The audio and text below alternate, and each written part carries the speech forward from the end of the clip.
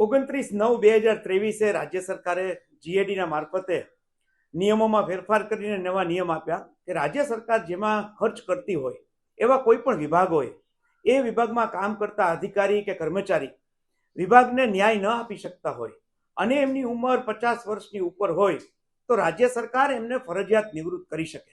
છેલ્લા થોડા સમયથી રાજ્ય સરકારના જુદા જુદા વિભાગોમાં આવી ઘટનાઓ આપણે જોઈ છે.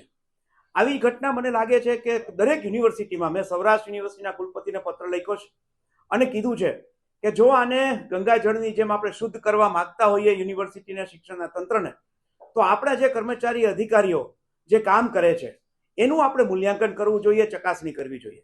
જો એ વિદ્યાર્થીના હિતમાં કામ કરતા હોય ને વિદ્યાર્થીનું હિત ચાલુ હોય તો આપણે ચોક્કસ એમનું સન્માનભેર રાખવા જોઈએ અને એમને કામ કરવા દેવા જોઈએ. પણ જો આપણા અધિકારીઓ કે કર્મચારીઓ ક્યાંક વિદ્યાર્થીઓનું હિત અથવા સમાજનું હિતને ધ્યાન ઉપર ન લેતા હોય તો આપણે પણ સૌરાષ્ટ્ર યુનિવર્સિટીમાં જરૂર પડે ત્યાં ગંગાજળ છાંટવું જોઈએ અને શુદ્ધિકરણ લાવવું જોઈએ. કોઈ પણ જગ્યાએ જ્યારે પવિત્ર કાર્ય થતું હોય ત્યારે ગંગાજળનો ઉપયોગ થાય છે.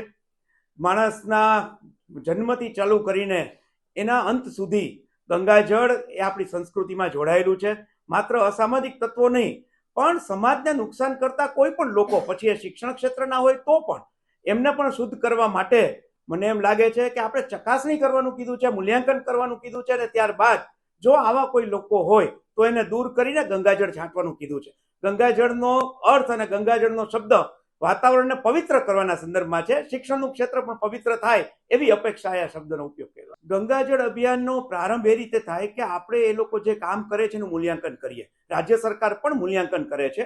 રાજ્ય સરકાર જે રીતે મૂલ્યાંકન કરે છે એ જ રીતે અધ્યાપકો જ્યારે વિદ્યાર્થીઓ પાસેથી કેવી રીતે એનું મૂલ્યાંકન કરાવી શકાય, વિદ્યાર્થીઓની અપેક્ષા પૂરી થાય છે કે નહીં એ આપણે જાણી શકાય, વિદ્યાર્થીઓ પ્રયોગશાળામાં હોય ને અધ્યાપકો એને પૂરો ન્યાય આપે છે કે નહીં એ જાણી શકાય, કર્મચારીઓ જે કામ કરે છે, દાખલા તરીકે વિદ્યાર્થીઓને એની સ્કોલરશીપ હોય, કોલેજોને એને યુજીસીની ગ્રાન્ટ હોય, પરીક્ષા વિભાગમાં વિદ્યાર્થીઓના પ્રશ્નો હોય, જો આને પૂરો ન્યાય મળતો હોય એવું લાગતું હોય તો જે છે યથાવત રાખે.